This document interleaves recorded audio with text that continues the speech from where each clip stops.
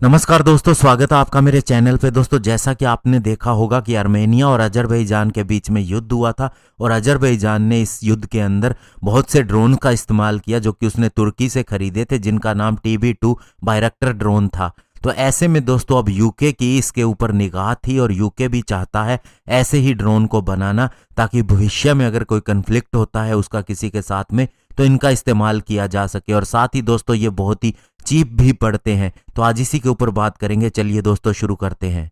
तो दोस्तों यूके की मिनिस्ट्री ऑफ डिफेंस के सूत्रों से पता चला है कि यूके चाहता है अपना खुद का एक चीपर ड्रोन बनाना या फिर प्रोक्योर करना, और यह दोस्तों उसके 5 ईयर डिफेंस रिव्यू का एक पार्ट हो सकता है, जिसे 2021 की शुरुआत के साथ ही दुनिया के सामने लाया जाएगा। और जबकि दोस्तों उसको वार्निंग भी मिल रही है कि इससे दोस्तों इस तरह के डेडली अनमैन्ड एयरक्राफ्ट का प्रोलिफरेशन हो सकता है, प्रसार हो सकता है अन्य देशों के बीच में भी। और दोस्तों पिछले महीने ही बेन वेलेस, जो कि यूके के डिफेंस सेक्रेटरी हैं, उन्होंने बताया कि किस तरह से तुर्किश TB2 ड्रोन ने जिस तरह से युद्ध के अंदर परफॉर्मेंस दी है, अब यह अन्य कंट्रीज के लिए एक लीडिंग द वे हो सकता है, यानी कि आगे जाने का मार्ग हो सकता है। इसके अलावा उन्होंने कहा कि हमने बहुत से वीडियो भी देखे हैं और साथ ही ये रिपोर्ट्स भी आई हैं कि किस तरह से ड्रोन्स की मदद से आर्मर्ड व्हीकल को, इवन एयर डिफेंस सिस्टम को डिस्ट्रॉय किया गया। और कुछ एक वीडियो में ये भी देखा गया कि बहुत से लोगों को भी इसकी मदद से मारा गया। और इसके अलावा बहुत सी ऐसी फुटेज आई जिसके अंदर देखा गया TB2 strike drone Armenian positions को किस तरह से डिस्ट्रॉय कर रहा था, और साथ ही दोस्तों ये बहुत सी वाइटल इंफॉर्मेशन भी ले रहा था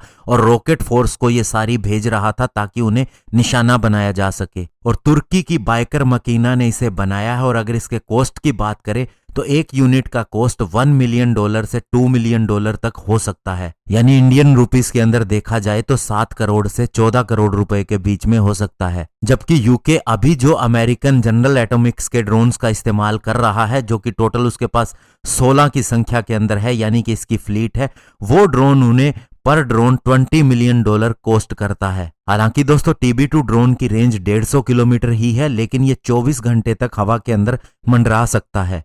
और इस ड्रोन ने तुर्की की बहुत जगह मदद की है, स्पेशली जो कुर्दिश ऑपोजिशन एरियाज के अंदर, और इसके अलावा लीबिया में और कंट्री के अन्य सिविल वार के अंदर भी इसने मदद की है। और दोस्तों पिछली गर्मियों के अंदर ही अजरबैजान ने ऐसे लगभग 1 दर्जन ड्रोन तुर्की से खरीदे थे और इसके अंदर जल्द ही अपनी महारत भी हासिल कर ली कि वे दोस्तों ऐसा लगा कि तुर्की के पायलट ही इस्तेमाल कर रहे हैं, जबकि उसका इस्तेमाल अजरबैजान ही कर रहा था। यानी कि दोस्तों ये इस्तेमाल करने में भी सिंपल है। लेकिन दोस्तों दूसरे देशों की भी बहुत सी रिपोर्ट्स आई हैं जो कहती हैं कि बहुत से ड्रोन भी डिस्ट्रॉय किए गए आर्मेनिया के द्वारा अजरबैजान के, लेकिन नुकसान इसके अंदर आर्मेनिया का ही ज्यादा हुआ। और इन ड्रोन्स के अंदर ये भी देखा गया कि दोस्तों बहुत सी चीजें इस्तेमाल की गई थी जो बिना परमिशन के थी, और कनाडा की एक कंपनी के भी इसके अंदर गियर बॉक्स इस्तेमाल हुए थे, जिसके ऊपर बाद में विरोध भी जताया गया कनाडा की तरफ से। और दोस्तों इसके अंदर बहुत से पार्ट्स ऐसे भी हैं जो यूके की कंपनीज के द्वारा ही बनाए गए हैं। तो ऐसे में अब यूके सोच रहा है कि वह खुद का ही ऐसा ड्रोन क्यों ना विकसित करे।